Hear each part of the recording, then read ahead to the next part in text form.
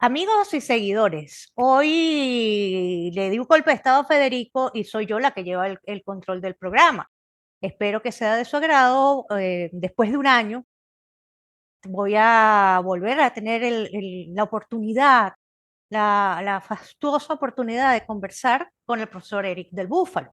Y como yo tengo muy mala memoria, tengo muchas cosas en la cabeza, hice una pequeña chuleta para hacer esta breve introducción y después la dinámica de una conversación entre dos buenos amigos, entre un profesor y una alumna.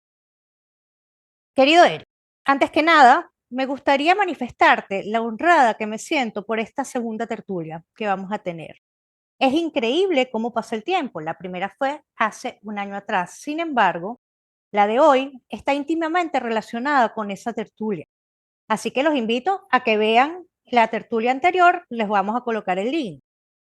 Hoy me gustaría que conversemos sobre las tesis de un autor que, al igual que Joseph Ratzinger, se volvió vital para mí. Ese autor lo conocí gracias a ti, y me refiero a Giorgio Agamben, a quien considero indispensable para comprender la crisis y la incertidumbre perpetua y sin fin de las democracias occidentales y la moderna razón de Estado.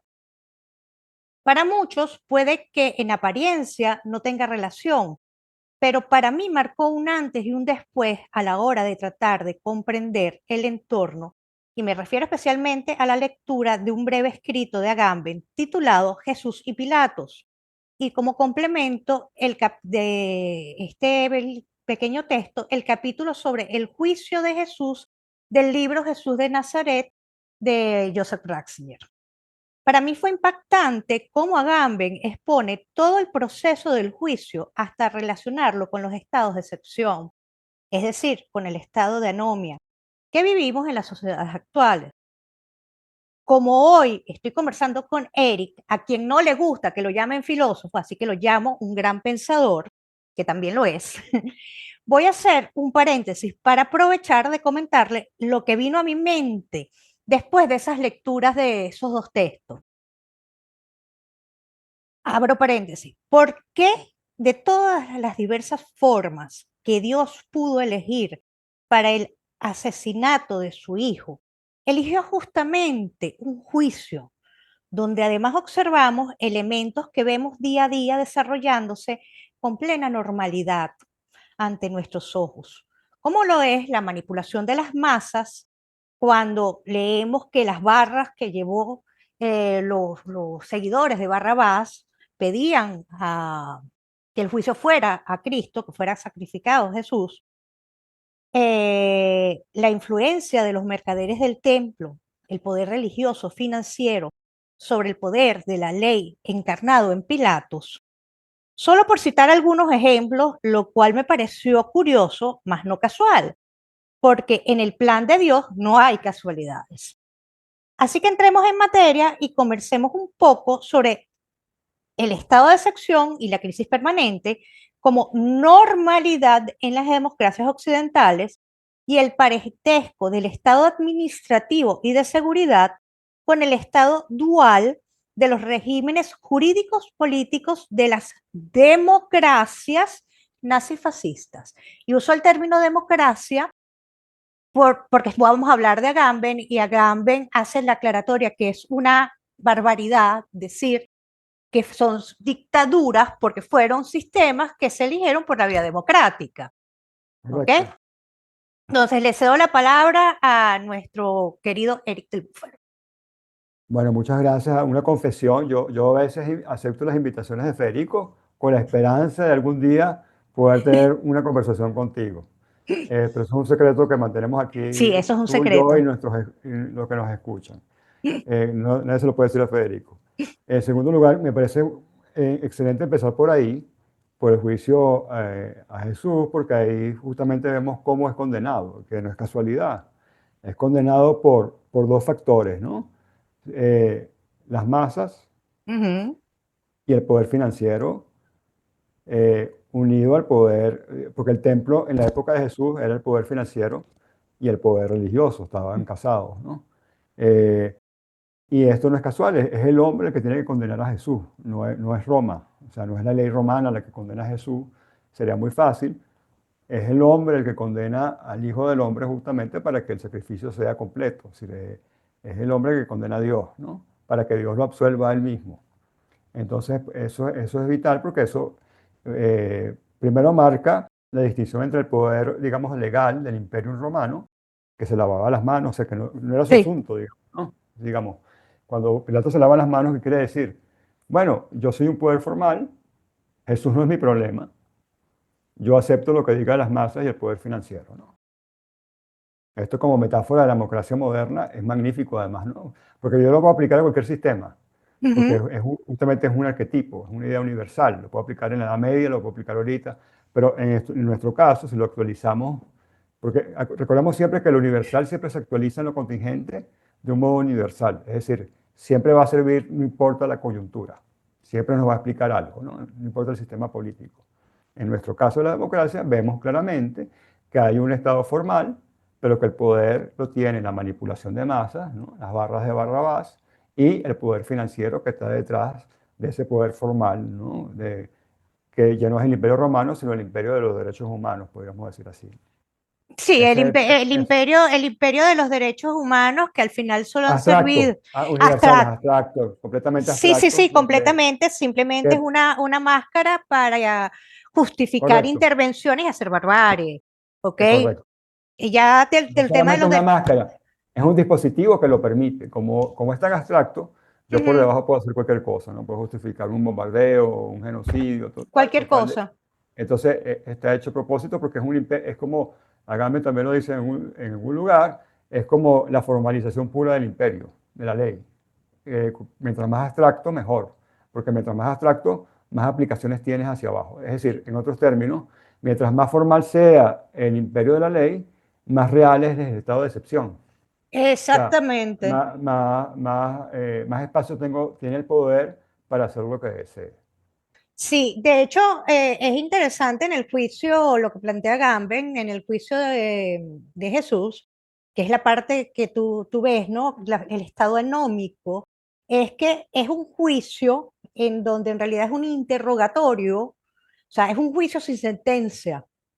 Entonces hace toda la explicación del tema, lo cual creo que hoy en día estamos ante la presencia de muchos juicios sin Ujú. sentencia, donde hay una condena. Lo estamos viendo día a día. El tema de los estados de excepción es un tema que tú sabes muy bien que llevo muchos años, al igual que, o sea, lo he estudiado como en paralelo, ¿no? La construcción de una nueva religión, el tema de los estados de excepción, por eso, wow, cuando conocí a Gamben para mí fue maravilloso.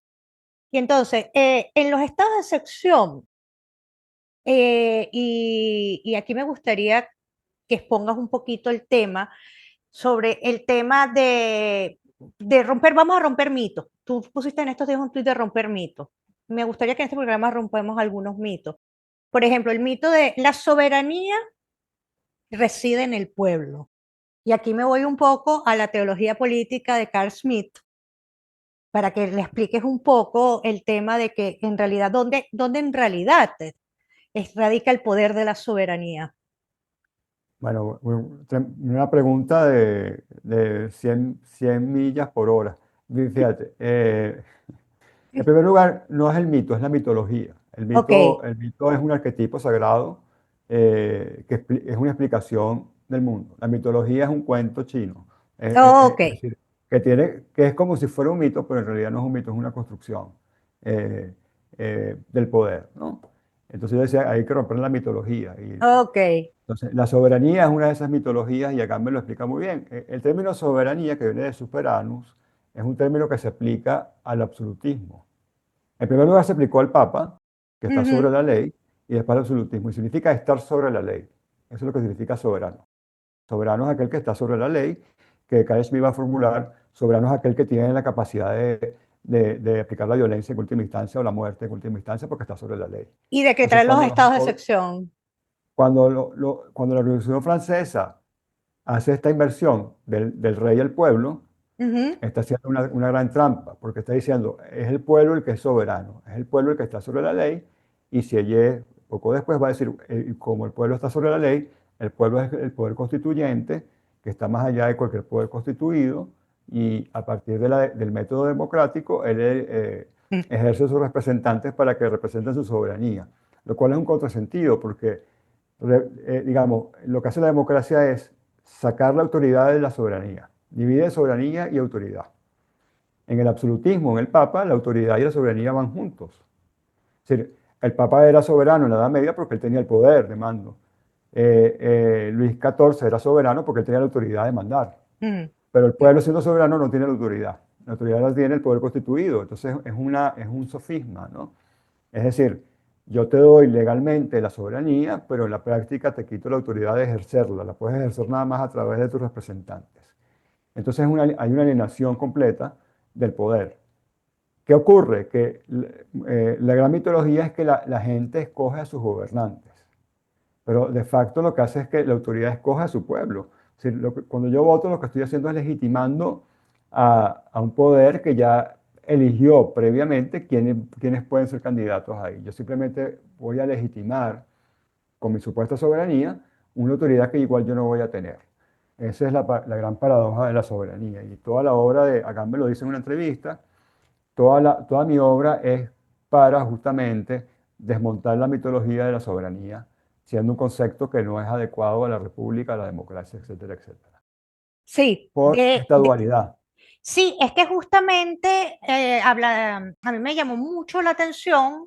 No he leído el libro, por eso me apoyo en ti. Tengo que leerlo Ujú. y ver si lo entiendo, porque no es un autor que considere que sea fácil, que es el libro de la teología política. He escuchado varios audios, pero me llama mucho la atención la primera frase del libro, por eso me engancho en él, donde dice, soberano es aquel que decreta el estado de excepción. De hecho, se da aquella Correcto. disyuntiva entre Benjamin y Carl Schmitt justamente por el tema de los estados de excepción. Me gustan mucho las tesis de Benjamin, donde al final lo que te dice que de la única forma que podemos salir de este círculo, ¿ok? Es que está totalmente blindado, es a través de algo superior, o sea, a través de la venida de un Mesías, más o menos así, tampoco lo he leído. Tú eres el que conoce a Benjamin y fue el primer autor que me Bueno, recomendaste, por cierto. Benjamin es un mesianismo marxista, es decir, él toma el mesianismo digamos, hebreo, Ujú. pero desde el punto de vista ateo porque es marxista. Entonces, para Sí. él, el Mesías es la revolución proletaria. Eh, Es muy interesante porque, por ejemplo, en sus discusiones con su mentor, que es Gerson Scholem, que es el gran cabalista del siglo XX, Ujú. él lo regaña y le dice, mira, no es la revolución, es el Estado de Israel, el Mesías. Es el pueblo de Israel mismo el que es el Mesías, y esa ha sido la gran discusión, fue la gran discusión de la primera mitad del siglo, en la comunidad judía del siglo XX, si el Mesías era la revolución comunista o el Mesías era el Estado de Israel, ¿no? Eh, pero más allá de esta discusión de Benjamin, en el fondo está diciendo lo mismo que Carl Schmitt. Está diciendo que como el pueblo es revolucionario, él es el soberano, él es el que puede decretar la excepción. Y por eso en su tratado sobre la violencia dice que el pueblo tiene la Ujú. legitimidad de aplicar la violencia contra el Estado porque él es el soberano. Que es el principio mismo jacobino, eso está ya en los jacobinos. Nosotros somos el poder, somos los soberanos del poder, por lo tanto estamos más allá del Estado establecido, que era el ancien régime, y por eso podemos aplicar tenemos el derecho de aplicar la revolución. Entonces, la lógica, lo que está haciendo Karen Smith es hacer una inversión de la lógica revolucionaria. Está Ok. diciendo, sí, ustedes creen que son soberanos, y ciertamente lo son, pero no tienen la autoridad. Por Mm. lo tanto, siempre van a tener un déspota que va a aplicar contra ustedes su propia soberanía, ¿no? Y esto Ok. más allá de que el sistema sea formalmente una democracia o sea una dictadura. Carl Schmitt además demuestra, como tú también lo insinuabas, que la dictadura es un modelo romano que es imposible la democracia en la modernidad, y que ya no hay dictaduras, que hay formas de democracia, porque todas se legitiman en el pueblo, sean estas autoritarias o liberales, pero Ujú. todas las formas modernas de política son democráticas porque todas apelan al pueblo. Incluso, aunque sea de un modo tácito. Por ejemplo, Pinochet. Pinochet Ok. no hizo unas elecciones, él entró con un golpe de Estado, pero se legitimaba del pueblo chileno. O sea, era preservando el bienestar supuestamente del pueblo chileno contra Allende, que él se declara excepción, dictador excepcional, ¿no? La dictadura en sentido clásico es otra cosa. La dictadura en sentido clásico era un dictado que el Senado le daba a un general para mantener, Cincinato es el caso paradigmático, para poder sobrepasar una situación de emergencia. Y duraba 3, 6 meses. Ujú. Después el general volvía de la campaña, restablecida la República o el Imperio Romano, y la República en este caso, y entregaba otra vez al Senado el mando del Estado. Entonces, eso no existe en la modernidad. En la modernidad, todo sistema, el Partido Comunista Chino se reclama, Cuba se reclama de la soberanía popular. Todos los sistemas se declaran de la soberanía popular y por lo tanto todos son democracias. O sea, hay algo bien interesante que comenta Agamben, yo curiosé, panorama más allá de los estados de sección que he estudiado, que han sido lo que los estados de sección venezolanos, ¿ok? Recordemos que Toda lo la que yo... democracia, la época de la democracia la vivimos bajo un estado de excepción. La gente se olvida de eso. Sí, Desde Betancourt es hasta Caldera impresionante. II. Entonces, es impresionante que por eso para mí siempre ha sido tan importante el tema de los estados de excepción y así, y he escrito sobre el tema, obviamente, lamentablemente, apoyándome en mi bibliografía errada, porque era propaganda. Entonces, ¿sabes? Esas distorsiones que uno tiene por no llegar a los autores correctos. Pero, sin embargo, vamos a hacer que lo básico lo vi, que era la comparación de las democracias, los sistemas democráticos de estos con los estados de excepción, con los regímenes nazifascistas. No son, o sea, los cuales llegaron a través de democracia. Es impresionante. Gamben habla de que Francia se la pasa en un constante estado de excepción. Italia también lo hemos visto. Si no son estados de excepción, son estados de emergencia, emergencia climática. O sea, siempre hay un estado de emergencia y en este momento, bueno, el estado más amplio del estado de excepción para mí es el estado de guerra. O sea, el que está por encima incluso del estado de ¿Eh? excepción. Que es el modelo que viene ahorita con Rusia, ¿no? O sea, todo lo de Rusia tiene que ver con esta justificación de un estado de La excepción. tesis amigo-enemigo la vemos, ¿sabes? Sí, O sea, para justificar, yo necesito generar un caos. Por eso yo siempre he dicho que el caos es intencional y Agamben me lo confirma correcto, basándose en correcto. las tesis tanto de Smith como de Benjamin.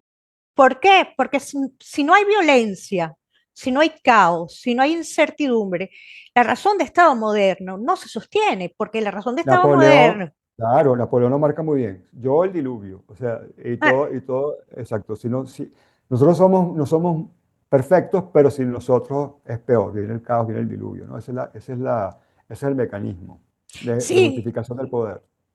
entonces no se sostienen sin el caos. De hecho, hay una frase de un político que me vino a la mente cuando estoy leyendo esto de Agamben, que era, las crisis son buenas, por eso hay que generarlas y saber controlarlas. Hugo Chávez Frías. Recordemos que todo el está también, o sea, en el caso del chavismo, que es el que yo he estudiado más a profundidad, es constantemente un estado de emergencia. Comenzó con Vargas, o sea, no recuerdo si fue un estado de excepción o solamente emergencia, leyes habilitantes y todo, pero no me quiero concentrar en Venezuela porque en estos momentos, eh, para que la gente se dé cuenta que no es un tema de izquierdas o de derechas, No, eso ¿ok? está, mira, eso ya está muy marcado en el siglo XVI con Hobbes. Sí, el Estado se justifica porque si el Estado es la guerra de todos contra todos, ¿no? Es el caos La absoluto. guerra civil global. Absoluta, global. Entonces, el Estado moderno no se presenta como la mejor, no es una especie de organización social simplemente como en el mundo griego, Ujú, porque también para el mundo griego, Aristóteles lo pone muy bien, hay formas de Estado que son más adecuadas o no al bien, al ser humano, etcétera, ¿no? Y ciertamente, sin esa forma de Estado se cae en una especie de caos, pero el caos nunca es absoluto, el caos es siempre una peor forma de gobierno, si tú quieres, ¿no? Mientras que la modernidad, y el primero que lo marca muy bien es Thomas Hobbes, ujú. sin el Leviatán, que es el Ah, Estado, no importa la forma política de ese Estado, lo que hay es un estado de naturaleza, donde todos somos, digamos, Tijuana, ¿no? O sea, el norte de México, Mm, donde todos estamos, lo que hay es mafias, grupos, tribus, matándose entre sí, o Siria. La Siria de tierra de esta manera. nadie. Exacto, tierra de nadie. Entonces, el Estado se va a fundamentar desde el siglo XVI en esa lógica. Eso no es nuevo. Lo que pasa es que lo que es nuevo es que desde el Estado mismo se motive, Ujú. se precipita cada rato esa justificación porque cada vez el Estado es menos legítimo, o sea, cada vez es menos transparente, porque está ahí, ¿a qué sirve? Porque cada vez es menos orgánico, cada vez el Estado es más teatral, es más espectacular, ¿no? Cada vez el Estado moderno no es un ente real, sino una sombra, un fantasma, una matrix de poderes que están detrás del Estado, que son los que realmente mandan, y que esencialmente, como en el juicio de Jesús, son el poder financiero a Ujú. partir de la manipulación, ¿no? De los templos. El templo ahorita puede ser la manipulación ideológica o religiosa o espiritual del ser humano. Sí, de hecho, para ti, Eric, cuando vamos a hablar de un estimado, nos voy a hablar de Ujú. una fecha, pero cuando tú ves que esta razón de Estado más o menos se empieza a acentuar, en donde como al principio la razón de Estado era mantener un orden, ¿verdad? Como tú dices, podía haber un estado de emergencia o estado de excepción, pero se volvía a la legalidad. Entonces, hay un momento, hay un quiebre en la historia en donde pasamos, o sea, no es un quiebre, para mí, yo lo veo de esta forma, yo lo veo como una línea continua donde la historia nos está llevando a un punto, ¿ok? O Yo sea, tampoco veo fiebre. O sea, podríamos comenzar con la Revolución Inglesa, ok. la primera Revolución Inglesa, la Revolución Americana, la Revolución Francesa, todas las revoluciones del siglo XIX, porque la gente se olvida que hubo la Revolución en el 30, en el 48, etcétera. En las comunas, en el Mm. 78 también, la Primera Guerra Mundial, que fue una guerra civil europea, la Segunda Guerra Mundial, que también fue la Segunda Guerra Civil La Europea. continuidad, la Gran Exacto. Guerra, Y a partir del 45, progresivamente vamos entrando en un mundo cada vez más falso. sí. Muy lentamente al principio y se va acelerando a finales de los 60, 70, Ujú, 80 y cuando pasamos el 2020, el 2001 con la famosa, hay un punto pivotal que son la caída de las Torres Gemelas, ujú, ¿verdad? Donde empieza la gran política como espectáculo del caos. ujú. Podemos marcarlo ahí, aunque no es un corte como tal, sino es una manifestación clara de algo que era menos claro antes, ¿no? Exactamente. Yo lo marcaría un poco arbitrariamente, pero porque se ve claro, o se ve de un modo más claro, a partir del 11 de septiembre de 2001, ahí entramos en otra política. Sí, exacto. Yo coincido contigo en esa visión. Yo lo veo como una línea de continuidad, de construcción paulatina. Ay, no me viene, no recuerdo ahorita, ay, el nombre del autor. Lo nombré en un programa con Federico y no me viene a la mente. El Bueno, cuando te de, acuerdas lo pones abajo en el título sí, para que la gente... que dice que las verdaderas revoluciones no se dan de un día para otro, sino que pueden durar siglos. Ok, es el autor de ah, no, es la rebelión de las masas Ortega, es de un libro que nombré sobre las masas. Después le pongo el link, yo lo nombré en una tertulia con Federico, no me viene el nombre ahorita. Y eso es lo que hemos vivido, una revolución contra el orden divino. O sea, Bueno, yo aquí voy lo más que yo... allá, podemos ir más allá, con uno de los maestros de Agamben, que es Martin Heidegger. Ajá. Martin Heidegger marca esto con la filosofía griega. Es decir, la revolución empieza justamente con el hombre griego, que es el paradigma del hombre occidental supuestamente, ¿no? O sea, el filósofo contra el teólogo, o el filósofo contra el sacerdote, Ujú, porque nosotros hablamos del oscurantismo, o sea, perdón, la modernidad habla del oscurantismo medieval, pero la democracia, los jacobinos toman a los griegos como los primeros iluminados, con relación a los sacerdotes persas o fenicios que creían en Dios, ellos creen en la razón, ¿no? Esto es un poco arbitrario porque hay muchos matices todavía, ¿no? Pero vamos a mantener la hipótesis de Heidegger. Heidegger dice que la revolución moderna empieza con los griegos y él lo llama el olvido del ser. ujú. Y empieza el momento tecnocrático del hombre en la Imagínate. tierra. El olvido del, para hablar en términos de Santo Tomás, el olvido del ser absoluto, Dios, y la preeminencia del ente particular, las cosas, sobre la totalidad, sobre lo absoluto. Y en ese olvido de la totalidad, del absoluto, en pro de la manipulación de lo particular, de la técnica, y la técnica no solamente en el sentido tecnológico, sino en el sentido también procedimental, la técnica de gobierno, la técnica amorosa, la técnica en todo sentido, ¿no? La especialización, diríamos. Nos olvidamos del ser en tanto ser, por lo tanto del orden divino, de la creación, y ahí empieza el proceso que va a llevar a la modernidad y de la modernidad al nihilismo, lo llama él, Ujú, actual. Y hay un texto, hay un diálogo con Ernst Junger, muy importante, ujú. es un diálogo muy corto, es un intercambio epistolar que se llama Sobre la línea, Über die Leinen, que yo recomiendo a los escuchas de este programa porque además es fácil de leer, porque Junger además es un gran escritor y es un escritor muy fácil de comprender y Heidegger se adapta un poco a ese lenguaje, eh, en donde él dice que ya pasamos la línea de no retorno de ese olvido del ser y que ya Occidente va a cumplir su propósito que es anularse él mismo. La autodestrucción. Más que autodestrucción, la gente piensa en autodestrucción, piensa como bombas y cosas. No, puede quedar los edificios, pero, o digamos, es la destrucción de la esencia, no Ujú. necesariamente de la apariencia. Pueden quedar los museos, los edificios, las formas, pero la esencia, lo que está bajo esas formas, él lo llama así, se anonada, se Ah, vuelve no, nada. nada. ¿Ok? Entonces, también lo llama en otro lugar la Mitternacht, la medianoche. Mm, Y ese punto de medianoche el lo más pasamos hace oscuro. tiempo ya, ¿no? Sí. Entonces, y el amanecer de esa medianoche es la nada. Con esto quiero decir que todo ese proyecto de revolución que empieza con los griegos termina ahora y podemos llamar esa terminación como el apocalipsis. El fin de Occidente lo llamaría Spengler. Estamos viviendo el fin de Occidente ahora. Sí, sí, sí. Para mí, yo te voy a decir algo. Estaba leyendo no. Sabes que hablando en la nota de los audiolibros, Ujú. porque además me caí y me hizo un esguince en el pie, en el jardín. Y nada, me ha tocado estar un tiempo acostada, entonces no leo, pues, o sea, entonces ando en los audiolibros, ha sido maravilloso el descubrimiento, porque me permite avanzar para después irme al texto y saber qué voy a buscar, ¿no? Y leerlo.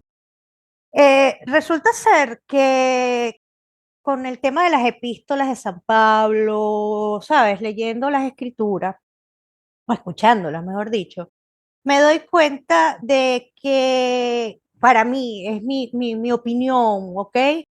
Yo siento que el misterio de la iniquidad ya fue revelado. O sea, ya está revelado, está en nuestras narices, es visible.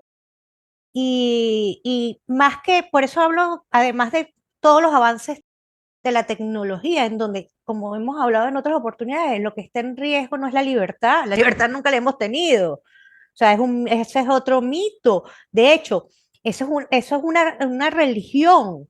La libertad se construye como una religión secular. La libertad, la democracia, o sea, se fueron transformados como las religiones, como religiones seculares, para mí del capitalismo. ¿Ok? Financiero la vemos aún más marcado, es justamente en el Estado moderno. Pero para mí ya se reveló porque el mundo, fíjate un detalle, mira todo lo que ha pasado en el mundo en tan poco tiempo tras la muerte de Ratzinger. O sea, muere Ratzinger y que no sé si son 2 o 3 años como máximo. Mira, observa todo lo que ha sucedido en el mundo, pero patas arriba es poco. Y claramente vemos de dónde está saliendo la iniquidad. O sea, se ve claramente y Bueno, coincide con las escrituras, además. bueno, claro, es que además es importante hacer una precisión. Eso está en segunda a Tesalonicenses de Pablo, donde Ujú. aparece esa expresión. Y es cuando habla del anticristo. El anticristo no es un demonio, no es un señor, es un tipo de humano, es un tipo de humanidad. Y él lo llama el hombre sin ley Sí. divina. O sea, el hombre que prescinde de la ley divina y es autosuficiente con respecto a su propia ley. Por lo tanto, lo llama anthropos nomoi, anomoi, es decir, el hombre sin ley, el hombre del pecado, que es el punto de ibris, de soberbia más alto, Ujú. porque es donde el hombre se supone que no necesita de Dios. Eso empieza en el siglo XVIII, esa idea con fuerza, empieza antes, pero se coagula con fuerza ahí, en Nuque, y todo el siglo XIX va horadando todo lo que quedaba, digamos, de derecho divino, de ley divina, de presencia divina. Cuando llegamos ya a la Segunda Guerra Mundial, eso ha desaparecido. Y esta época es absolutamente, Occidente se hace a espaldas de Dios completamente. De hecho, Sí. Dios es tabú. Entonces, estamos justamente viviendo la época del anticristo, que es el hombre que basta a sí mismo, el hombre de la soberbia, el hombre de la ibris, el Eh, hombre ateo. sí, de hecho, estaba escuchando, ya tengo el libro, porque era un sermón, en realidad son cuatro, sobre la religión del anticristo de Newman. Bien, muy interesante, porque además es de 1800. Fíjate, tú lo escuchas o lo lees y tú dices, lo escribieron este año, o sea, lo acabas de escribir.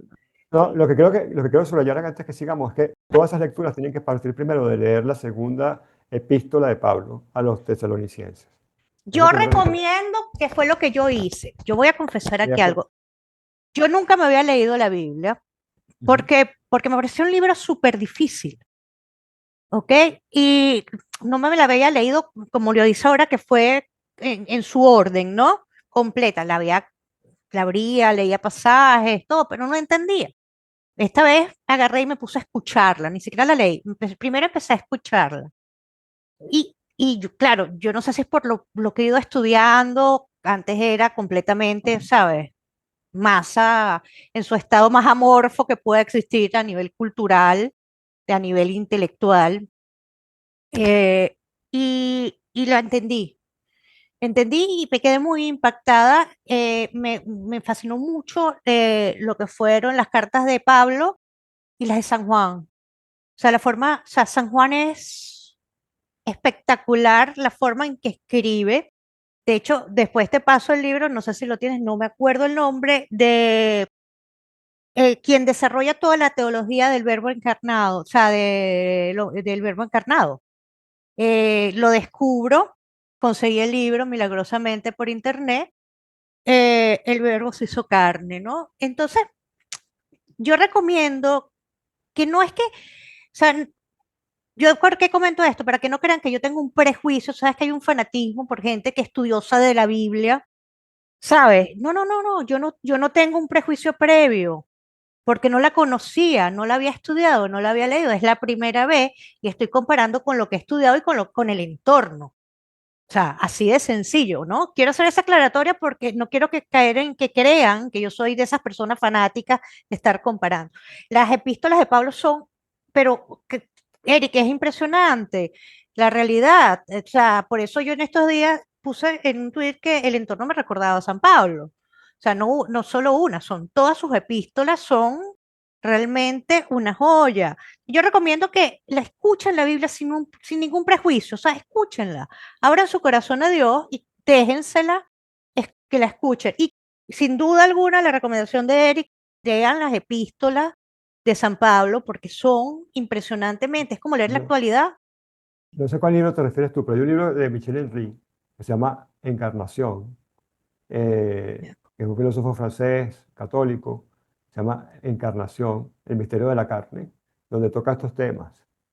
Ok. Y aunque es un libro de un filósofo fenomenólogo, católico, que puede parecer muy técnico, realmente está escrito en un lenguaje muy afable y muy fácil de entender. Yo recomiendo a tus lectores, para este problema que estás mencionando, ese libro. Ok. Yo no he abierto o sea, lo descargué, más no lo he leído. Ujú. Yo después te lo paso, de verdad, el nombre no me acuerdo, sé que es de los padres de la iglesia, no es un autor reciente, y me pareció muy interesante, de hecho me acordé de ti y dije, nada, este libro se lo tengo que hacer llegar a Eric porque no sé si conoce al autor o no, pero me acordé de ti, o sea, cuando lo encontré.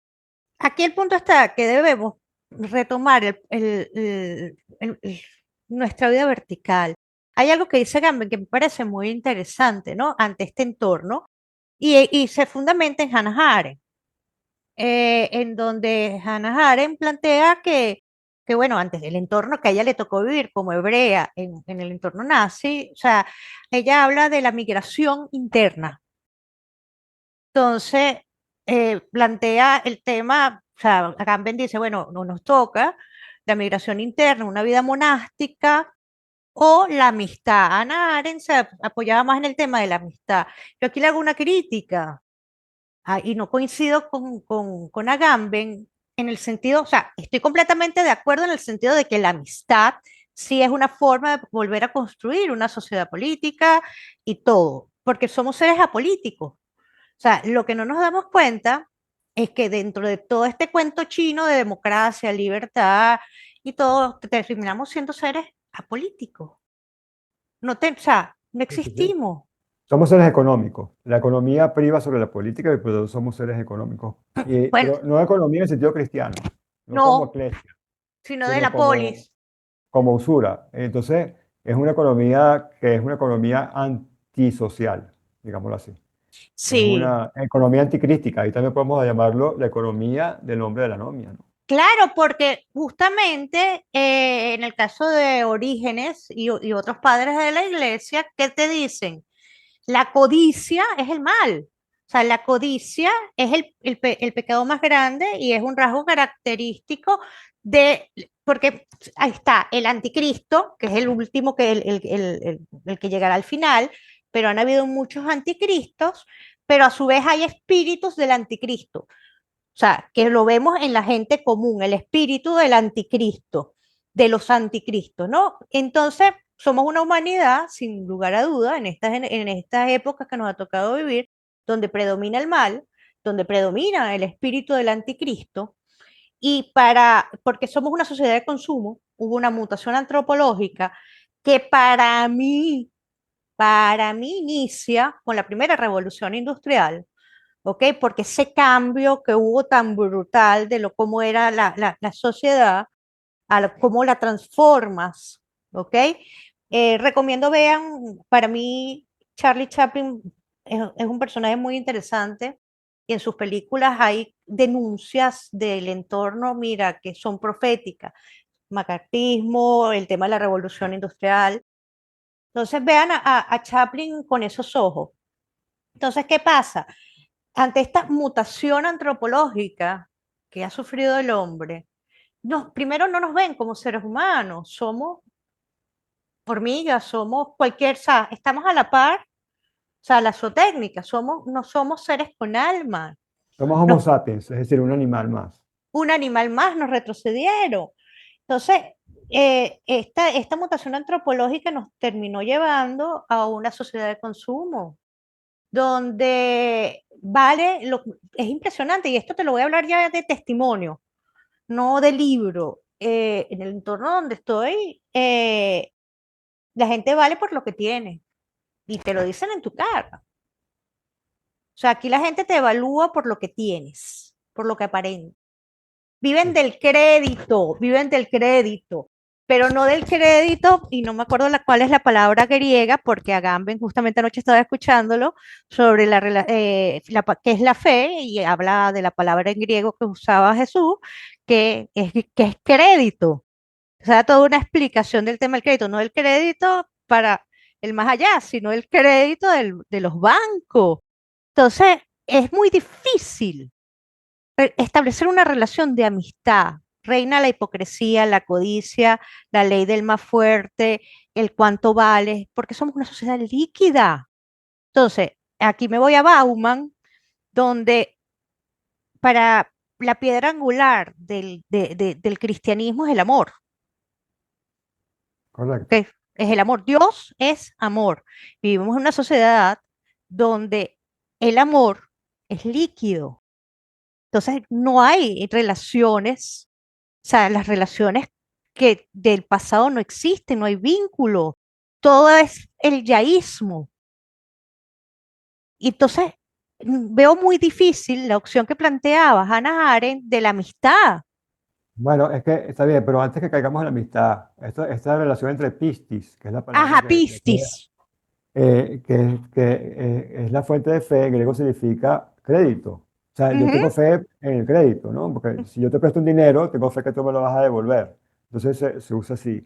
Y esto fue una discusión que yo tuve con Federico en otro programa, en un momento que él estaba contra toda gnosis, y yo le dije que justamente el contrario de pistis era gnosis, porque la gnosis es una fe sin crédito, es una fe directa, es un Mm, conocimiento directo. No ok. tienes que dar crédito, no tienes que tener esperanza en que tú crees lo que crees.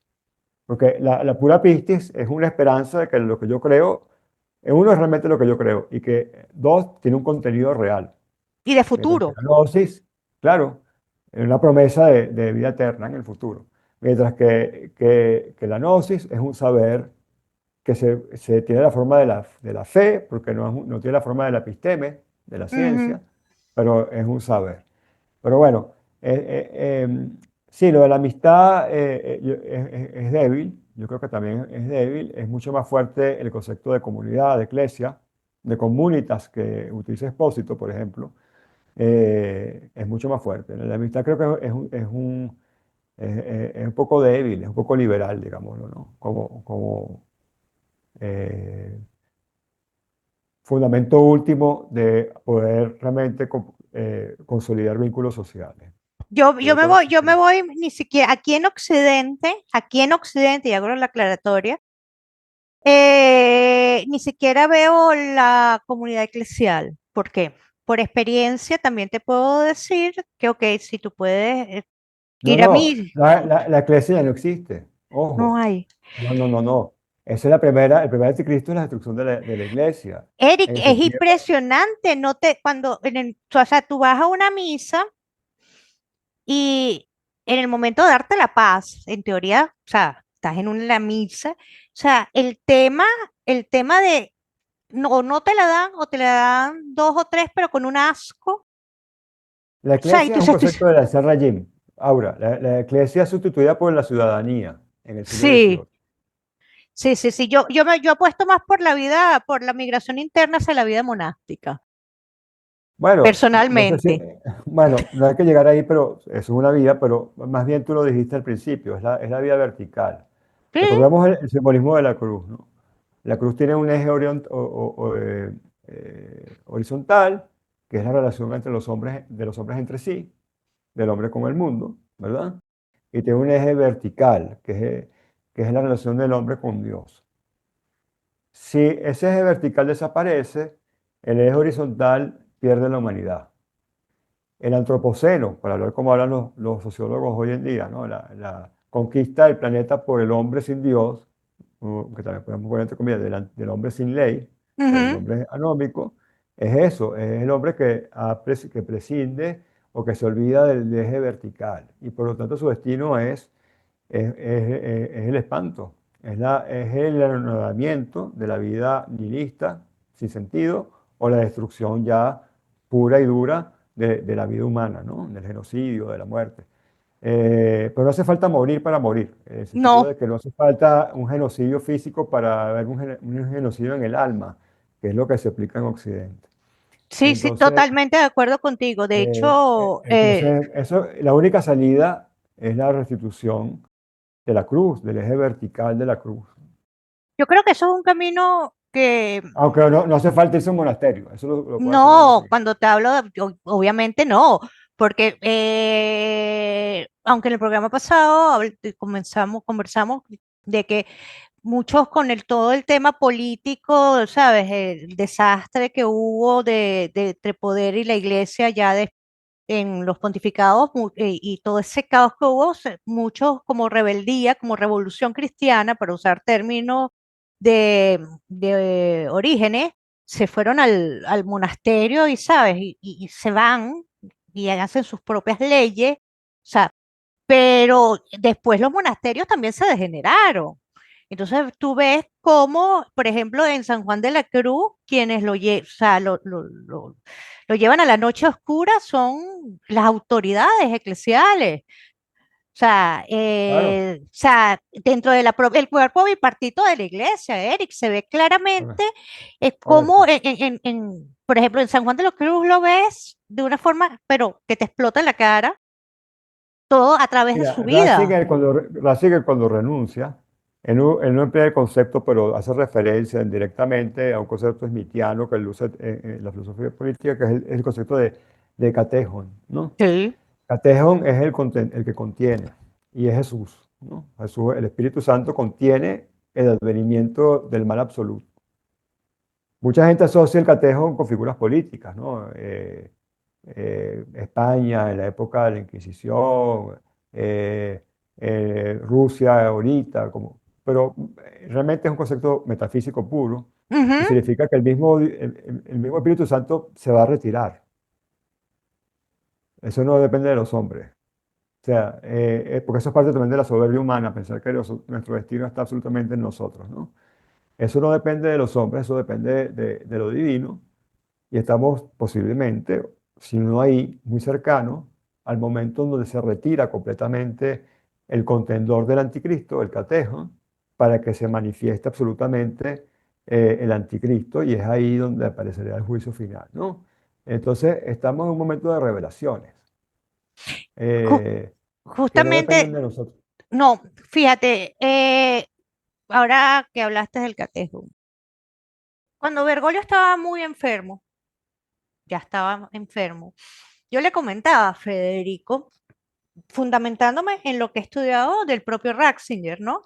Ujú. Yo le decía, Federico, yo siento que el próximo papa va a ser americano.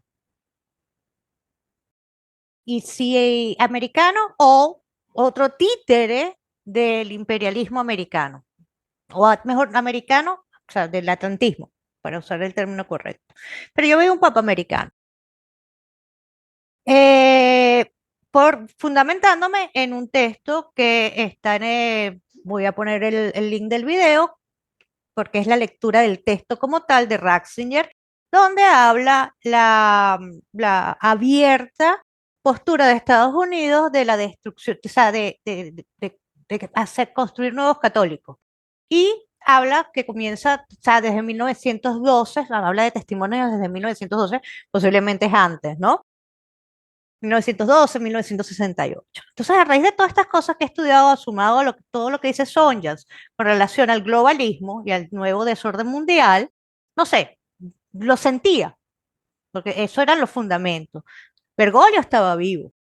Luego viene y entonces yo le digo a Federico, si el próximo papa es americano, va a ser para mí un signo muy marcado de los tiempos, porque nunca a lo largo de la historia del cristianismo hemos tenido un papa americano. Y cuando, de hecho, yo anuncié, o sea, hicimos un programa el día de la muerte de Bergoglio, donde Federico me puja que lo diga, y yo dije, mira, para mí esto es lo que yo veo, ¿no? No podría decir, o sea, no dije nombre ni nada, pero era lo que yo veía. Tenemos un papa americano, que además vivió en Perú, entonces cumple como que todas las características. ¿Cuáles son o sea, lo primero que observamos de este papa el día de su toma de posesión? Observamos a Zelensky en la toma de posesión, que bueno, tú dices, bueno, ok, está en la toma de posesión, pero después vemos a Trump con Zelensky, cosa que a mí me impresionó muchísimo, en una foto en el Vaticano adentro, el día de la toma de posesión del Papa, no no en la oficina del Papa, no, no, no, no. Entonces, y sumado a previo a Trump vestido de Papa. Entonces, son pequeños, para Gamben, por ejemplo, un signo de los tiempos fue la conversión del patrón oro al dólar. Él lo ve como un signo de los tiempos. Bueno, yo veo esto como un signo de los tiempos, muy marcado. Correcto, sí, indudablemente. Bueno, Entonces, pero hay que ir un poquito más allá. Tú también lo dices, ¿no? El imperio no es Estados Unidos. no, Estados Unidos es una pieza clave y tal vez la principal víctima de ese imperio, justamente, porque la que está más, es el porque fue el gran imperio seleccionado, asiático. Irió, porque fue el Exactamente. seleccionado para hacer la vanguardia. pero es el Exactamente, atlantismo. correcto. Sí, Eso hay sí, que sí, tenerlo sí. claro porque si no caemos en el discurso baratillo No, no, no, no. izquierdista, ¿no? Sí, sí, No, de hecho, las primeras víctimas siempre son los pueblos de estos países que la gente correcto. cree que está, ¿sabes? Y que es todo lo contrario, porque son los más silenciados. Yo Así continúo es. con mi programa justamente del tema de las leyes y el tema jurídico de Estados Unidos desde 1700, 1800, para ver el sufrimiento del pueblo de lo que se vivió hasta no hace muchos años, con el tema del racismo, el tema de la eugenesia. O sea, es una historia que pareciera que la borraron y estuvo ahí. Y la Sí, historia se Estados Unidos además repite. lo claramente la disociación entre la élite gobernante y las clases populares. Bueno, lo de MAGA, por ejemplo, es dramático. O sea, Trump ha hecho todo lo contrario de lo que él prometió y el sistema funciona completamente, ¿no? Más allá de Sí, malestares. sí, Y porque ahí ahí volvemos al problema de que la soberanía no es la autoridad en la democracia. es que Entonces es una soberanía espuria. exactamente, de hecho Una a soberanía Gamben, espuria. de hecho a Gamben justamente habla del estado administrativo y el estado de seguridad. Tanto los vemos, y de hecho los como continuidad del estado dual fascista, o sea, nazista. Entonces, ¿qué pasa? Por eso él habla de que a nivel, los teólogos, los que teorizaron el estado administrativo son americanos y aquí tengo los nombres, o sea, entonces estamos ante un levitán administrativo. O sea, lo que en Eh, apariencia son los que toman las decisiones, todo, entonces se da mucho el tema de las comisiones. La comisión X, o sea, Mira, Luis de Bonald, del siglo XIX, fue un pensador católico contrarrevolucionario del siglo XIX, él lo define muy bien. La modernidad es el paso de lo político a lo administrativo, mm, el poder político al poder administrativo. ok, Es decir, yo no hago política propiamente dicho, eso es antiguo, eso es el mundo griego, ¿verdad? Donde ok, soy copartícipe en la configuración de la sociedad. Yo lo que yo puedo es modificar cierta forma de administración de un poder que está sobre la sociedad. Entonces, las democracias son sociedades administradas, muy bien, y muy bien administradas, ¿no? Son sociedades sí, técnicas, tecnocráticas, donde yo administro todo, desde los afectos, las creencias, el dinero, el trabajo, el tiempo, la educación, la religión misma está administrada, todo está administrado. Administrar en el sentido de la administración y también administrar en el sentido del racionamiento, ¿no? De cuánto te doy, cuánto no te doy. Entonces, esa es la base de las sociedades de control nihilistas actuales, ¿no? Y eso es muy importante lo que estás diciendo, justamente porque este concepto de administración, como sustituto de lo político, habría que subrayarlo. sí. Sí, sí, de hecho vamos a desarrollar ese tema en un próximo programa, porque yo creo que el tema da para largo, o sea, Sí, sí. sí, da para mucho, mucho, mucho. Creo que Federico me va a ahorcar porque él tiene un tiempo límite y Sí, no creo que nos pasemos de la hora porque entonces después nos ya regaña los llevamos jueces. una hora y más de la hora, ¿no? Entonces por eso no podemos, me va a ahorcar. Bueno, pero yo creo No, que hemos hablado cosas muy interesantes. Estoy nos muy dio 10 contento de... minutos más. Ah, ok. Ok, mira, yo creo que primero hay que buscarlo vertical, sin duda alguna. Yo recomiendo ir a fuentes primarias porque estamos ante un nivel de confusión muy grande, y las fuentes primarias a nivel de cristianismo para mí son, esas no han sido manipuladas. Busquen los autores directamente y poco a poco iremos presentando autores. Los que yo voy conociendo, yo le voy haciendo preguntas a Eric y los que Eric conoce, así, porque yo no conozco mucho, apenas, yo estoy dando mi método. O sea, yo no estoy dando una clase teórica, yo estoy dando el método que yo estoy utilizando. ¿Ok? Entonces, uno, eso. Y en segundo lugar, abrir los ojos. Como dice Eric, voy a usar tu palabra, la mitología. O sea, vivimos, las cosas van a empeorar, cada día serán peor. necesitan mantenernos en un estado de incertidumbre, en No un serán, estado... hay algo, disculpa que haga un inciso aquí, serán peor y no lo veremos, porque va a destruir la esencia y va a dejar la apariencia. Y entonces el daño es terrible porque va a ser como una metástasis que no estamos viendo, ¿ves? Entonces creemos que estamos bien, que estamos en una democracia más o menos funcionales, que todo va bien, y la esencia de las cosas se está destruyendo, y Ujú. cuando nos demos cuenta ya va a ser muy tarde. Yo creo que Entonces ya está hay destruida. que, hay que verlo bien no, yo digo nosotros, en las almas propias, no, ya está destruido Occidente, pero nuestra alma, digo yo, Em, que en el fondo es lo único que importa salvar. Entonces, ahí tenemos que ser la principal fuente, aunque suene un poco extraño lo que voy a decir, o que es muy cristiano, pero la primera fuente es el corazón. La primera fuente es que lo que no nos cuadra es porque seguramente no es. Que tengamos intuición ahí, porque, digamos, el corazón es el ojo de Dios, es el oído de Dios y el ojo de Dios. Entonces, esa es la primera fuente y a partir de ahí leer. Pero no, digamos, cuando Pablo dice que la ley es la consumación, la ley judía y se consume en el amor, está ujú. diciendo justamente que cuando vemos una cosa horrible y no nos cuadra, aunque el Estado de Derecho diga que eso es legítimo, que es porque realmente es horrible. Es el corazón el que nos está diciendo, mira, eso sí es un genocidio, eso sí es una matanza, eso es un crimen, ¿verdad? Eso no está Aunque, bien, exacto. exacto. Entonces, esa es la primera fuente. A partir de ahí, entonces, buscar las fuentes secundarias, que son los textos. El texto Ok, siempre, desde el punto de vista cristiano, es una fuente secundaria, porque el cristianismo no es una religión de libro, no es una religión textual, es una religión de la revelación a partir como dice Pablo, del amor, de la creencia.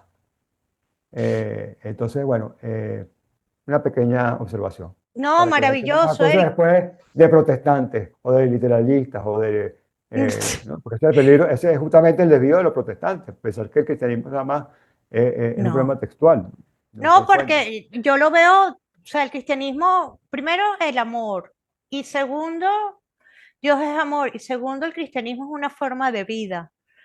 No es Eso, sí, simplemente el leer o rezar o ir a misa o hacer caridad, no, es una forma de vida.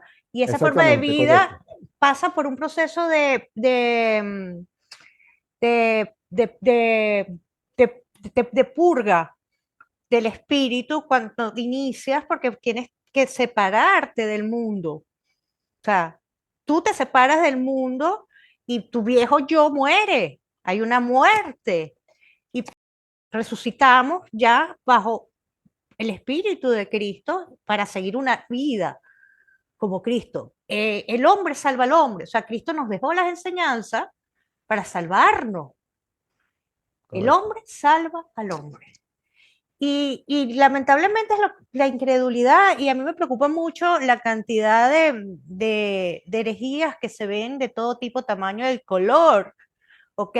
Porque la gente está buscando un camino espiritual, la gente está buscando y el mal lo sabe. Entonces buscan el tema de la confusión con todo el tema religioso, con el tema especialmente católico, ¿ok? Yo hablo del catolicismo porque es el que yo estudio. Tú ves cómo manipulan, ¿no? Yo lo veo en las redes sociales, por eso el tema, para mí se siente, es lo que tú acabas de decir, lo que yo siempre he dicho que yo trabajo por instinto, tú sabes muy bien que yo soy autodidacta, he empezado de cero, todo lo comienzo de cero, investigando, y por eso para mí es válido todos los horrores que he cometido en el análisis, porque yo no he tenido guía alguna. O sea, la guía que he tenido es cuando con Federico inicié un proceso de guía y después cuando me muestra Ratzinger, para mí pasó a ser mi GPS, ¿sabes? Pero yo he trabajado solita, yo soy una persona de a pie. O sea, que yo cometa los errores no le veo, ¿sabes? Mayor problema. Pero ¿cuál ha sido? Yo sí me di cuenta que había un engaño y traté de buscar la verdad. Y he trabajado por instinto, y lo que yo llamo instinto no es otra cosa que el Espíritu Santo que me guía, ¿no? En esa búsqueda y a través de la palabra, en minúscula, he ido encontrando la palabra. Sí, por eso te digo que la fuente primaria es el Espíritu Santo, pues el corazón, Sí, entonces, sí, que sí, sí. reside ahí. Entonces, Es muy importante esto porque la mente siempre va a tender a la dicotomía, al caos, a las oposiciones, a los dilemas y siempre se va a quedar un poco atrapada ahí. Y eso estamos dentro del campo horizontal de la cruz, que Ujú. también es necesario porque es lo que vincula a los hombres, pero que la vía hacia el campo vertical no es la mente, sino el Espíritu Santo o el corazón. Sí, sí, sí, sí, sí, sí. Esa es la principal búsqueda. Entonces, Sí, ¿eso que lleva? A descreer de este mundo. Nosotros no podemos creer en el mundo, tenemos que creer en algo que está más allá del mundo. En correcto. relación al mundo tenemos que ser descreídos. Sí, sí, sí, Ese el mundo es sería, parte es uno de nuestros enemigos. Mira, por ahí ya me hicieron la seña bueno, fue un del tiempo. placer, fue excelente hablar contigo. Ojalá que sea más seguido. Sí, La sí, pasé sí, muy sí. bien y espero que hayamos sido de utilidad para los quienes nos escuchan, como siempre. Sí, sembrar un granito de mostaza y despertar la curiosidad de la gente que investiguen, que leen, que busquen, que hagan preguntas. Estamos aquí para eso, ¿no? Para compartir Mira, y lo poco que sabemos. más allá del cristianismo, el catolicismo, etcétera, la única salvación es que buscar una vida espiritual. Sí. No hay otra, porque el mundo no te va a dar la sociedad occidental ya no te va a dar ninguna salvación. No te A mí va me a dar gustó mucho absolutamente lo que nada. dijiste de Volver a Oriente. Ajá. Sí, eso lo hablamos otro día porque eso hay que Sí, explicarlo muy bien. sí, Eso hay que sí. explicarlo muy bien. Pero Eh, recordamos que la palabra orientación viene de Oriente. Por eso exacto. siempre. Ok. Exactamente, y tiene una relación también con el tema, lo descubrí leyendo justamente a Orígenes, el tema de las lenguas. Ese tema me parece súper interesante, el tema de las lenguas, porque lo vemos tanto en los padres de la iglesia como en Correcto. Agamben, ¿no? El lenguaje. Eso también lo tengo por ahí en la cola de los que vamos a conversar. Bueno, Eric, un placer. Prometo, pronto volvemos a reunirnos. Seguro que sí. El honor es para mí, tú lo sabes. De No, no, no. verdad, gracias. Un La felicidad es mía. fuerte abrazo. Suerte y saludos a todos. Saludos, chao.